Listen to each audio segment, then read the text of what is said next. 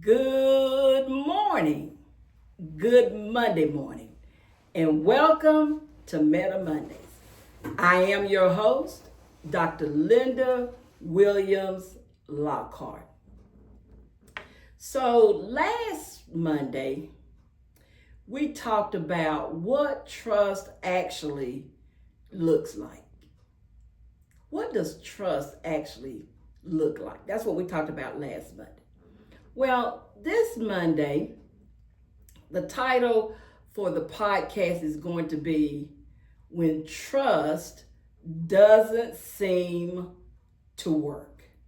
When trust doesn't seem to work. So we've been talking about trust now for a couple of weeks, and so not just we have been talking about what it is, but what it actually looks like in real life. What does trust look like? What does it look like in your life? I want you to answer that question. What does it look like in your life? Making decisions, letting go of control, taking steps of obedience.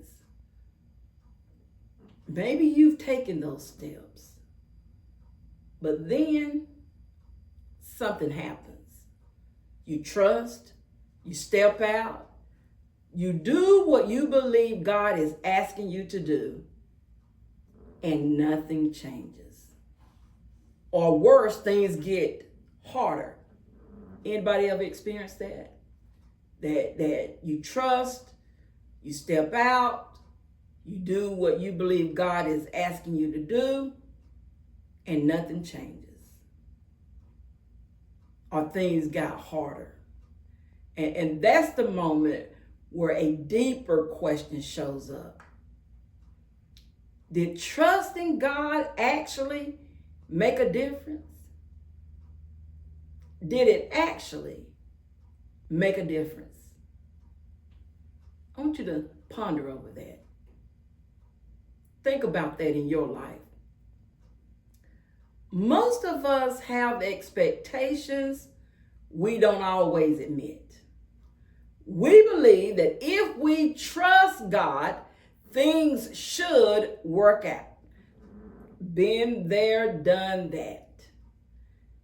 Maybe not perfectly, but at least better. More clarity, more peace, better outcomes. But when that doesn't happen, guess what happens? It creates tension. Because now we're left wondering, did I do something wrong? Did I misunderstand? Why didn't this work? Have you ever had situations like that where you really had to ask yourself, what did I do wrong? Did I really misunderstand? Why didn't this work? Now, there's a moment in John 11, that's where Jesus raised Lazarus from the dead, where everything feels too late.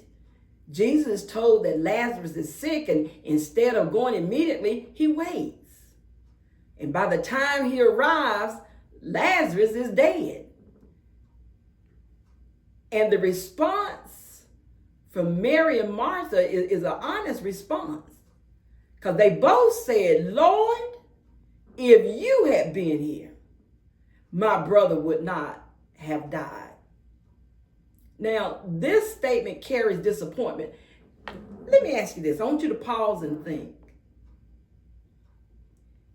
Have you ever said, Lord, if you had been here, ... Lord, if you would have been here, my marriage would not have ended.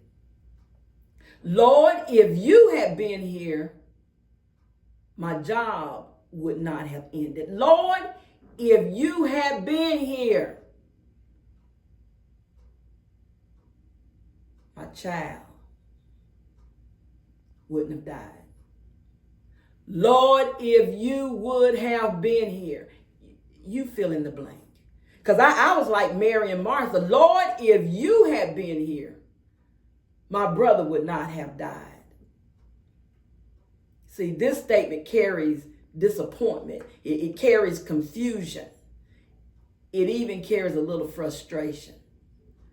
Because from their perspective, trust didn't produce the outcome they expected. I know for me, it certainly didn't, because I prayed. No, I didn't pray when I was dusting. I just said out loud to the Lord. I was dusting my brother's picture, getting ready for his surprise birthday party. And I said, Lord, don't ever take my brother from me. And guess what, guys? The next day, my brother died. So you know I was confused. I was frustrated. I was disappointed. That wasn't the outcome that I expected. But here's where we have to shift our understanding. Trust is not a transaction. It's not. I trust God. He fixes everything. That's not trust. That's a contract. Real trust says, I trust God even if the outcome doesn't meet my expectation. I trust God even if the outcome doesn't match my expectation. Can you truly say that? That you're expecting one expectation, and that God said and the outcome doesn't add up or match up to your expectation? Can you still say, I trust God? Can we honestly say like Job? You remember Job lost everything, his children, all of his animals. He lost everything. Can we truly say like God, Job, though he slay me, yet will I trust him? Can you say for certain and to yourself, no matter the circumstances, no matter the outcome, I'm going to trust God? Because see, that's where it gets hard. Because now trust isn't about results. It's about relationship. Is your relationship so intimate with God that no matter the circumstances, no matter the outcome, you can truly, honestly say, I trust God? In that story, in John chapter 11, Jesus wasn't absent. He wasn't ignoring them. He was working on something bigger than they could see. And that's what he's doing in our lives. See, we can only see right now. Right now, where you're sitting. Right now. You only see right now. You don't know what's down the road. You don't know what's coming next, but God does. And so he's going to work things out for our good. And when it works for our good, then we're going to give him glory. And sometimes when it feels like nothing is happening, God is doing something deeper. Not just changing circumstances, but he's shaping our faith. He's shifting dependence and redefining what trust really means. That's what he's doing. So what do you do in that space? When you trust it, but you don't see results. You hold steady, not because everything makes sense, but because you decided who you would trust. And sometimes the most powerful expression of faith is staying. Just staying. Not quitting, not pulling back, not taking control again, but just staying. Have you decided that you're just going to stay and wait on God's outcome? Or are you going to trust God when he's leading you to do things or to do something that just doesn't make sense to you? Are you going to trust him? Because see, trust is not proven when everything works out. It's revealed when it doesn't. So if you're in a moment right now where it feels like nothing is changing, don't assume God isn't working. He may be doing something deeper than you expected. So what he's saying is, stay steady, keep trusting, because what feels like silence is not the absence of God. No, that's not what it's saying. And you may say, well, Dr. Lockhart, what do I do while waiting on God? You know, when I've done the right thing, when I've taken the step, and when you've trusted God, what are you supposed to do now? Because here's what I've learned, that waiting is one of the hardest places to live. Hear me when I tell you. Waiting, for me, now I can't speak for you, but waiting is difficult for me.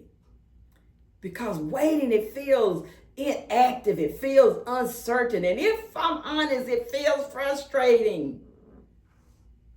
But here's, when you're waiting on God, our waiting is not wasted. So how do we stay faithful in the waiting process? See, waiting, people think, well, I'm in the waiting process, so I got to pause everything. I got to sit still and just hope something changes. But that's not biblical waiting. Waiting is not passive, it's active trust.